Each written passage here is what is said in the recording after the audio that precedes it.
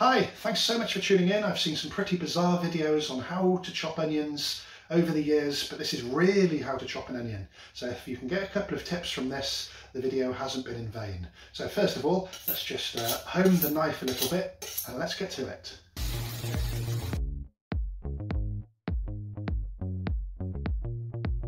First of all, let's talk about an ideal knife to chop onions with. So this is a pretty good knife. I've had it for a number of years. It's an OXO, but it's pretty thick. It does the job, but this is a far better knife. See how thin that is? As you cut with a thinner knife, the onion doesn't move and it slices. And this is a superior knife for chopping. It's a Victorinox. First of all, I'm going to demonstrate this with two onions. So I chop the top and the bottom of the onion. Then I just simply score the outer layer of the onion. I take that piece off, rings cut down the middle. You can see I cut it right through the bullseye. So first of all, what do we look for when we chop an onion? We want to cut it efficiently. We want to cut it all the same size, so when you put it into a pan with some oil perhaps, it cooks all at the same time and you don't have larger pieces of onion that are not cooking so well, and the smaller pieces of onion tend to burn. So we want a uniformed slicing. So I think it's best to demonstrate very fine slicing. Somebody on the channel mentioned that it looked like my onion had been grated, and they said, I bet Steve doesn't answer my question. So what better than making this video? So here we go. Right, you want to chop all the way down there, but you can leave a little bit here. So let's just do that. So this is thinly sliced. And I usually turn it around when you've got a couple of millimeters. Now, bizarrely enough, even some of the big stars, they recommend cutting down. But if you look at the onion, it's made with rings. To actually, you've got this chopped here, the cross section, to chop that way, it's not going to do anything because you've already got rings. So those rings are going to separate as it's cut. So here we go. So hold it nice and firmly. And you can see, so this is really finely chopped. And then you get the last centimetre or so. I usually just fold that over so you can chop it without it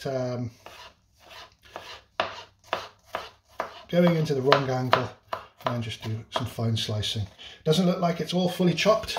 Let's just put that into a ball. It's all really finely chopped.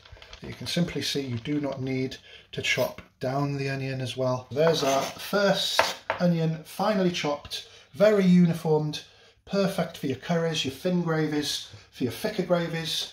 You know, when you're cooking with meat and that type of thing, you can chop it up a bit thicker, which is even easier.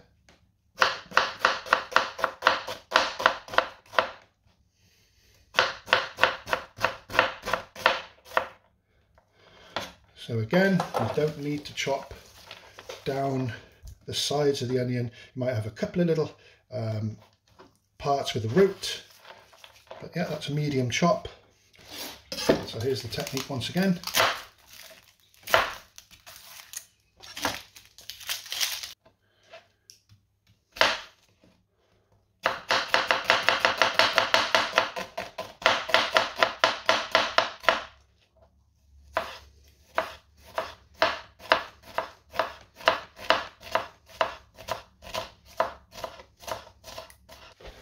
I'm going to go for really finely chopped this time.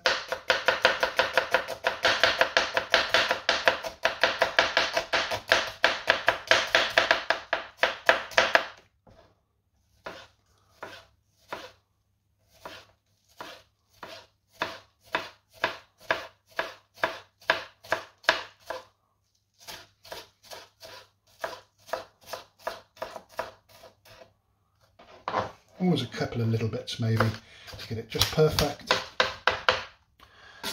So I hope the video has been interesting. You can always go over it as well. Hi, thanks so much for watching that video. Everybody's got a slightly different style and technique of chopping onions. That was mine. I hope the video was useful. Thanks for watching. Stay tuned for some great videos coming up on the horizon.